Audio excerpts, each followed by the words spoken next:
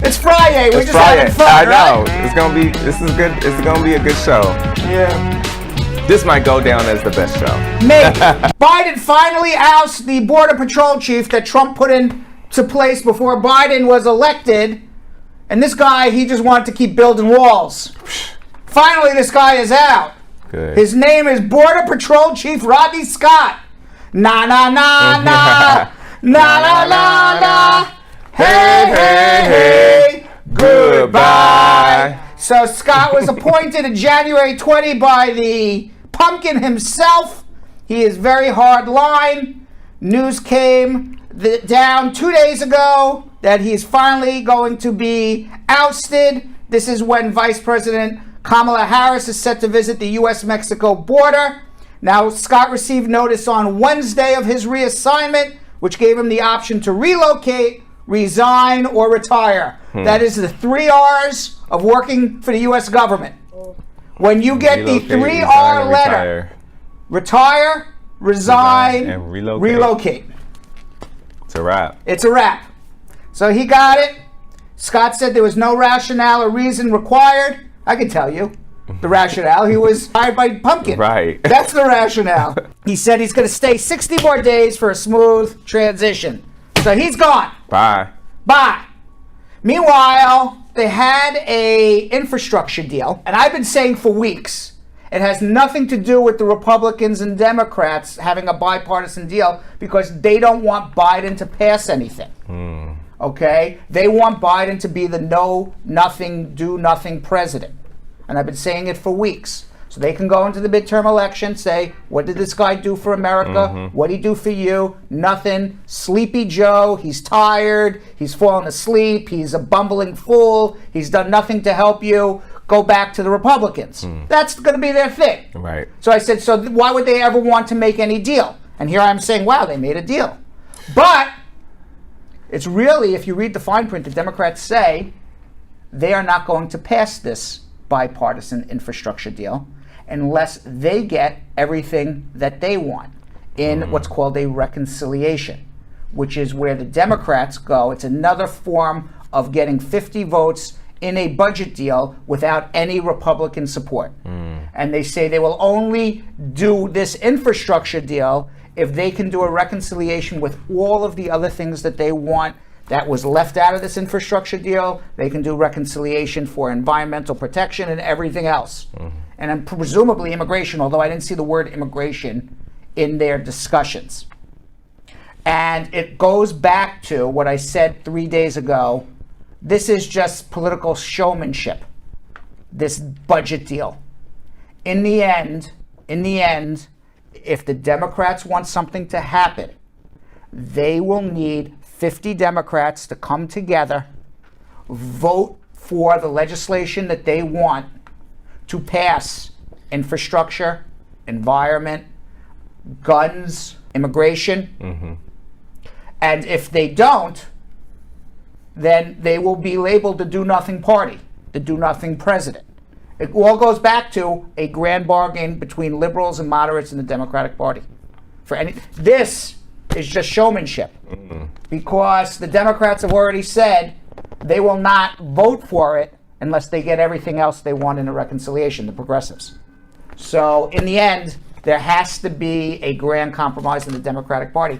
That is Joe Biden's number one priority, not making this bipartisan deal, making the deal in the Democratic Party. Because he's a moderate. So he has to deal with the AOCs of the party, and he has to deal with the people between the AOCs and the Bidens who are more moderate, because there's 3 groups. Right. You know, you have the moderates, the liberals, the progressives. You got to get them together. They all want different things. And you need every last one of them to vote to get these things passed. Immigration, environment, infrastructure, guns, everything.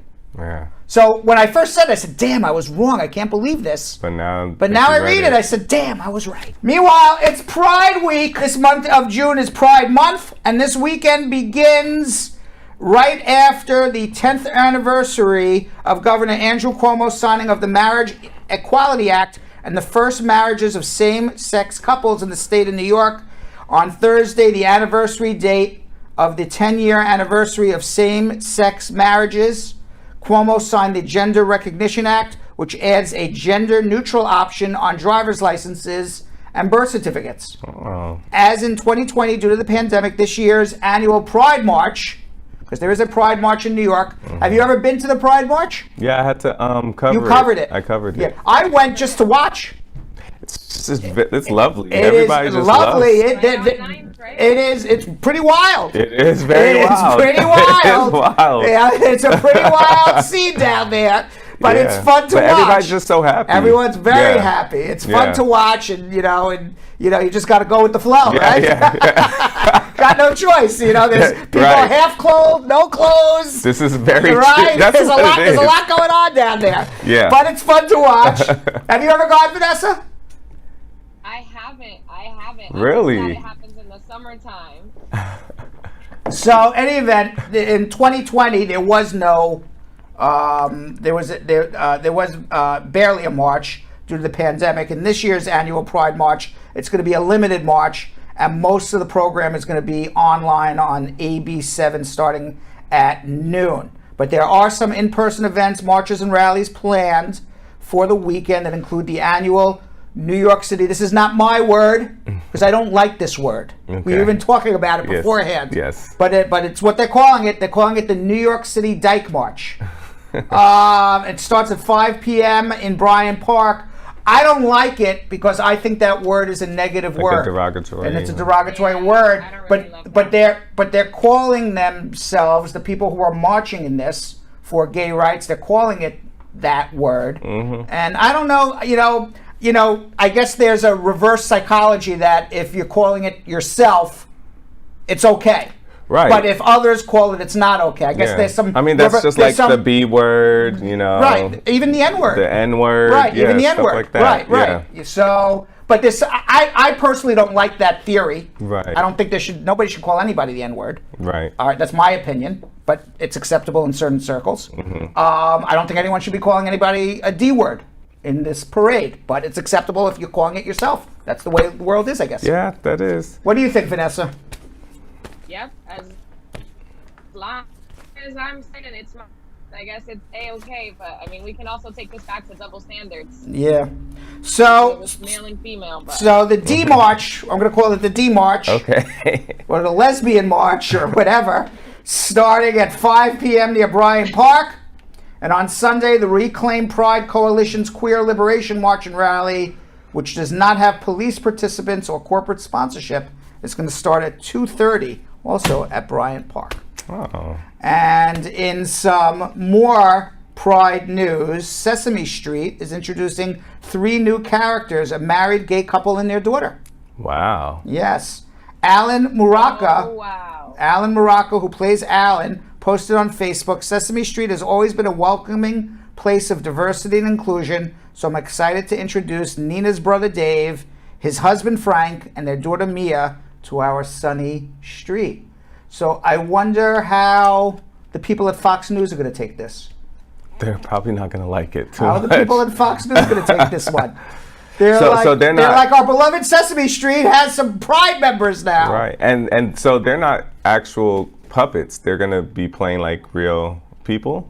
Yeah, real people. These are not puppets. Wow. So they have a same-sex married couple, and I guess an adopted daughter or a half-daughter. I don't know what the storyline. They probably would storyline's going to talk be. about it. Yeah, but I'm sure they'll talk about it on the air. Sesame Street has done Always this been in very history. It's progressive. very Always been progressive. very progressive. Yeah. Yeah. Yeah. That's for sure. You know, they were the first ones in 2002 that introduced Cammie, the first ever HIV positive That's what I was Muppet. going to say. Yeah. Yeah. She was 5 years old and she got HIV through a blood transfusion. That was her story. That puppet was story. deep. That was deep. TikToker, which has Ooh. allegedly landed her a tiny mobile home. Demi Skipper, a San Francisco resident, started her Trade Me project in May 2020 with a bobby pin. Wow. Skipper explained in her introductory video, like everyone else in quarantine right now, I'm looking to do something a little crazy for my friends on TikTok, so here's the plan. I'm trading a bobby pin up until I get a house. And if you think I'm crazy, in 2006, someone traded a red paperclip until they got a house. And since then, Skipper has gained more than 4.5 million followers on TikTok. She first traded the bobby pin for $10 earrings. Over time, she has upped her trades for higher value items, including a MacBook, a limited edition pair of Nike sneakers, a 2008 Dodge minivan, and more. In November, Skipper finally revealed she traded a Jeep Liberty for a mobile cabin. The cabin is reportedly valued at $9,500. She went from a bobby pin to a $9,500 cabin. Listen, it's possible. It's possible. Now, the man who inspired Skipper's bartering quest, Kyle McDonald, traded a single red paperclip up in 14 online transactions over the course of a year. In 2006, he got a 2-story farmhouse in Kipling, Canada. Now, Jonathan, Vanessa, says it's possible, and for those who watched Jonathan on T.I.'s The Grand Hustle, the first challenge in The Grand Hustle of Jonathan's almost winning reality series, but you won that episode. I did win that episode. What did you have to barter? So this is where we're actually bartering right here. This is the episode, of course, me fighting with George. But T.I. comes in and he gives us a water bottle with no label, nothing. It's just a tall water bottle, and he says, "I need you guys to trade this at least 3 times for something more valuable than the water bottle." So I ended up out after the What was the first trade? The first trade, of course, George did something dumb and traded it for like a gun lock with no key. I was like, what? So then I got that traded. I found somebody. A gun lock key? Yeah. What would you do with a gun lock key? What would that? It was a gun lock. Oh, a gun lock with no key. With no key. Like, so why is that valuable to somebody? Exactly why we were arguing. Right, okay, right. Right, so I took over and I said, let me do this. And I found somebody who had like just a bunch of like trinkets like at his office. So he gave us a bunch of like mugs and all for that, just because I talked to him. Right. And then while we were walking down, it's the last trade that we had to do. It was these young like Ethiopian and Eritrean kids who were like, yo, we know you off your, your show, because I have a big show back in Ethiopia. So we ended up trading those things in for was it a couch? No, for a chair? laptop. So what are you carrying there? What is that? What are you carrying in that picture? I got. What is this that you're carrying there in that picture? I'm not carrying anything. That's me with the hat. No. But what's in front of you with the zebra print? That's a person. Oh my God, my eyes! Wow, I can't see. Yes, but anyway, I got a laptop. Yeah. So I from a water bottle in less than like 2 hours. Wow. Okay. I got a mouthpiece. That's very good. That's very. Do you think you can make a go of this? No, absolutely. If I got a laptop. Right. Now a laptop you would turn into what? You think? A laptop I could turn. You could turn into probably an old used car. Absolutely, because it actually was a $300 worth laptop. So the laptop was $300. I think there's something there, Vanessa. Well played. Maybe we should do that. You should do that. We could actually do that. I have tons of bobby pins. Yeah, I mean, I'm going to start with the Bradshaw Live mug. Okay. We'll trade it for something. Okay. Of value. Yes. Or the Magic 8 Ball. I'm willing to trade either one. Ooh. Of something of value. It's actually a fun challenge. What would the squad give us for either the Magic 8 Ball or a mug? Oh, that would be. Let's see if we can start something. What do you think? Just Kalimi said these people have money to waste. Where can I find these people? On the streets. That's right. Literally on the streets. If you don't ask people, you're not gonna get it. So that's what I had to do. Just ask strangers. All right. Meanwhile, finally, a Florida woman is doubling down on her wild claim she saw a dinosaur run through her backyard. What? Yes. 2 months ago, Cristina Ryan's security camera caught a tailed species running on its hind legs through her property. Although only seconds long, the middle of the night viral video is still having head spin. The Palm Coast resident Ryan, who spotted the thought to be extinct creature in April, told Fox 35, "There's never been an answer to what it was, even despite asking neighbors. We are still convinced It is a dinosaur. It does look like a little Only in dinosaur. Look Florida. at the tail. Yeah, of course it's only in Florida. Of course it's only in Florida, right? It's always Florida or the UK. Lizard. It's always Florida or Big UK. lizard. Now commenters on the video are have more realistic explanations. Some say it's a large bird. Let's take a look at this again. Some say it's a large bird, but that makes no sense since it has front legs. That does look like what's it called? Those little raptors. Yeah, Cristina Ryan. Oh, that's actually large. Yes, Cristina Ryan is maintaining it is a raptor. Did she say a raptor? Yes, she says, I've watched Jurassic Park way too many times. I know what a raptor is. Yeah, that's so funny that I said that. I didn't even know that you said that. It does look like a velociraptor. Let's see one more time. Let's see one more time. It looks like a raptor to me. Crazy, like a baby Yeah. raptor. That's why I'm staying here in New York. Yes. Right? I don't think the raptors can climb up into my apartment. I'm a couple floors up. Can they climb up the building? You never know. I don't know. I've never met a raptor. Do you think they could climb up the building into my apartment?